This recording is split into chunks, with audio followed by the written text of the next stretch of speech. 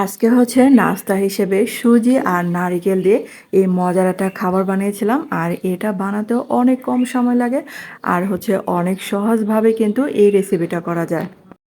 এখানে দিয়ে দিলাম 1 কাপ সুজি, তারপর হচ্ছে 2 চা চামচের মতো কাস্টার্ড পাউডার দিলাম,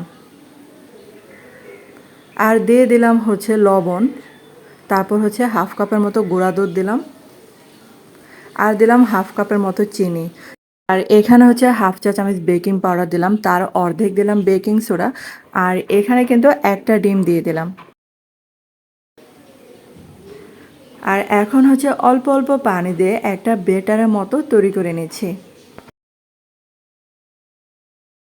আর এই উপকরণগুলো ভালো করে মিশিয়ে নিলে কিন্তু হয়ে যাবে।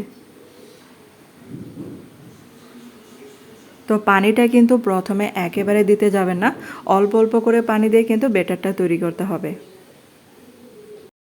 আর বেটারটা যত ভালো করে মেশানো যায় ততই কিন্তু ভালো।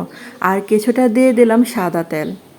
তো সাদা তেল দিয়ে আবারও কিন্তু ভালো করে মিশিয়ে নিতে হবে।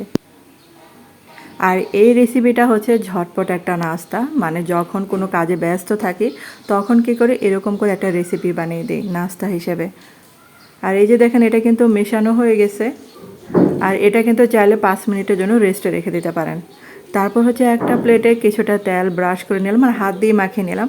তারপর হচ্ছে বেটারটা ঢেলে দেবো এটার উপরে। আর কিছুটা মজার জন্য আর কি, স্বাদের জন্য দিয়ে দিলাম নারকেল কোরানো। আর নারিকেল যদি না থাকে তাহলে উপর দিয়ে ড্রাই ফ্রুটস যেগুলো আছে সেগুলো কিন্তু দিয়ে ডেকোরেশন করতে পারেন। আর আমার কাছে নারিকেলটা দিলে বেশি ভালো লাগে, কামড়ে কামড়ে নারিকেল পড়ে, নারিকেলের একটা ফ্লেভার আমার কাছে অনেক ভালো লাগে। আর এগুলাকে এখন এই যে কেকের মতো করে বেক করে নিব। আর এই যে ঢাকনা দিয়ে ঢেকে দিব। এটা 5 থেকে 6 মিনিট বা 7 মিনিটও লাগতে পারে। চুলার আঁচটাকে মিডিয়াম আঁচে রেখে দিয়েছিলাম। আর এখন একটা টুথপিকের সাহায্যে চেক করে নিচ্ছি হলো কিনা। তারপর এটা হয়ে গেছে, একটু ঠান্ডা করে নিলাম। ঠান্ডা করে এখন এই যে সাইড দিয়ে কেটে নিচ্ছি। আর আমার কাছে সোজা সাপটা নাস্তা হচ্ছে এই রেসিপিটা। আর যখনই কোনো কাজে ব্যস্ত থাকি তখন কি করি, এরকম করে একটা ঝটপট করে নাস্তা বানিয়ে দিই। আর এই যে আমি আমার পছন্দ মতোই শেপে কেটে নিচ্ছি। আর এই যে দেখেন, এটা কত সহজে এই যে উঠে পড়েছে। তো কোনো সাইডেই কিন্তু পোড়া লাগে নাই। তো পারফেক্টলি কিন্তু হয়ে গেছে এই রেসিপিটা। আর আপনাদের কাছে এই রেসিপিটা কেমন লেগেছে অবশ্যই কমেন্ট করে জানাতে পারেন। আর আমার রেসিপি যদি আপনাদের কাছে ভালো লেগে থাকে তাহলে কিন্তু পেজটাকে লাইক দিয়ে আমার পাশে থাকতে পারেন। আর চ্যানেলটাকে সাবস্ক্রাইব করে আমার পাশে থাকার অনুরোধ রইল।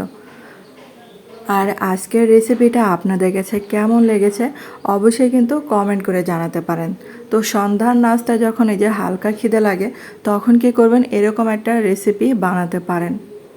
যখন কোনো কাজে ব্যস্ত থাকবেন বা আলসেমি লাগবে তখন এই রেসিপিটা অবশ্যই ট্রাই করবেন।